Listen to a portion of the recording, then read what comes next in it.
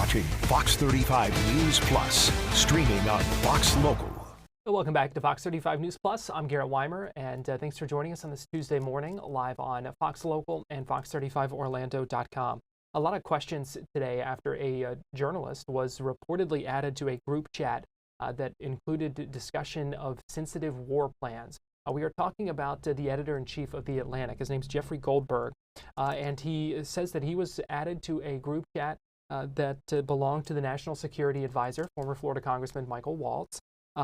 There were 18 members in that group, including the Vice President, J.D. Vance, including Defense Secretary Pete Hegseth, Secretary of State Marco Rubio, and White House Chief of Staff Susie Wiles as well. And according to the reporting, the chat discussed specific military details about an upcoming attack in Yemen. Now, we know that Secretary of Defense Pete Hegseth, when he was asked about this, was defiant. Here's what he said. You're talking about a deceitful and highly discredited so-called journalist who's made a profession of peddling hoaxes time and time again. I've heard I was characterized. Nobody was texting war plans, and that's all I have to say about that. Thank you. And yet the White House confirmed that the chat appeared to be real, authentic, and it could be a potential violation of the Espionage Act, which dictates how to properly handle national defense information. So a lot of questions about this and a lot of questions about the fallout from this. We know that President Trump has said that he has expressed confidence still in the National Security Advisor, Mike Waltz, about this. And so we kind of wait to see where things go from here. Again, here's a live look inside a hearing on Capitol Hill right now, where U.S. intelligence chiefs are testifying about global threats unrelated to the leak fallout, but certainly something to keep in mind as that goes on. And joining us live now via Zoom to talk about these encrypted messaging apps where the conversations were happening is Matt Rose, who's the CXO of TechRage IT in Winter Springs. And Matt, always appreciate you joining us here on Fox 35 News Plus. Yeah, thanks for having me again. All right, so we've heard some talk about Signal. We know that's the app where this group chat reportedly took place. So first, can you talk to us a little bit about what Signal is and how it works? Yeah, so Signal is, it's very similar to various messaging apps.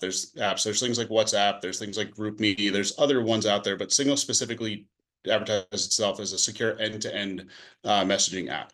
So it can be done one-on-one, it can be done in groups, but it came to popularity because of the fact that WhatsApp became owned by Facebook or Meta, and so a lot of people didn't like that, and Signal was sort of somewhat independent, and the encryption was the piece that everybody really liked about it. And so with those encryption, and as you mentioned, there are multiple kind of encrypted messaging apps. What are those encrypted messaging apps more secure than a typical text message? If I'm just sending someone an iMessage or something like that, what makes this more secure potentially? So the big thing on the encrypted ones, especially something like Signal, is that they're encrypted end-to-end, meaning your device, whether it's if you do have it on a tablet or most likely your phone, that's where it can decrypt the message. So it's not able to be decrypted by anyone that intercepts the message, even your provider, even Verizon or AT&T or whatever. If in a court case they couldn't get you to, they couldn't decrypt it. It's encrypted to such ability so that you only can see it if I send you a message from it, you and I can see it. And if somebody in the middle, if you were in an unsecured wireless or something like that, they're not gonna be able to see it. They'll just see this encrypted message go across, not knowing what the data was. Now, obviously, there are vulnerabilities if I add someone to a group chat who's not supposed to be there. But are there any other kind of vulnerabilities with this when it comes to discussing potentially sensitive information on basically a commercial messaging app? Well, yeah, it's the same. If you think of an encrypted messaging app, it's the same as when you send an encrypted email over, your Outlook, your Google, whatever you're using. And if you encrypt your email message, that's great, and you should do it when you have sensitive information. But it's only going to be as secure as vulnerabilities on that other device. So you can send an encrypted message over Signal or one of these others. If someone's device is compromised, if they've had any sort of a phishing or a compromise at some level where someone is able to get that data, then it's still going to get out. So it's still very vulnerable to the same things in everyday, just everyday email. So think of it that way. A standard email is you just send it, which again, you can still CC someone by mistake, and it happens all the time. And then you can encrypt it, which is always better, but all you're doing in that sense, when you encrypt an email or encrypt a message, you're basically saying, I'm kind of trusting that you're going to get this, but if someone else has access to your device, I can't be responsible. Someone else can still see it and intercept it.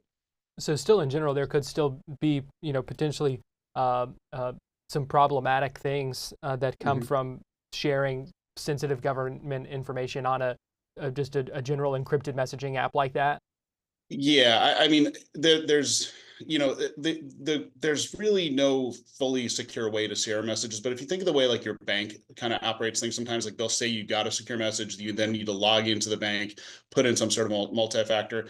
That's probably closer to that. And there are some email security tools that do that. But again, in this sense, from an SMS or just a messaging app, unless they make it where you have to kind of log into a vault separately, then yeah, it's still very susceptible to someone else seeing it.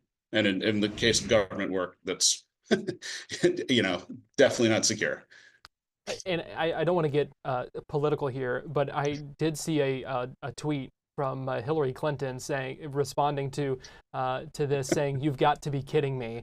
Her response, because we know that the big uproar over her use of private email servers when she was Secretary of State. So I'm curious about whether the security concerns here are different, or would they be similar when you're talking about those two things? I think they're almost both different and similar, because if you look at that whole email scandal, it was that she was kind of hosting it on a private server, which we had no real visibility into what was being done security wise. But it was sort of private. In this sense, you're putting in an encrypted app, but it's not a government server at all. So it's almost both similar and different. But I think that if she made that tweet, I think it's almost, I don't blame her. Like, considering all she went through for that, I don't know how you can't kind of give the same scrutiny to this one. All right, so interesting stuff. Always stuff to talk about when it comes to tech and security. And Matt, you always do a great job of breaking that down for us and putting it in perspective for us. So Matt Rose, the CXO of Tech Rage IT in Winter Springs, appreciate you joining us this morning here on Fox 35 News Plus. Thanks again, Wyatt.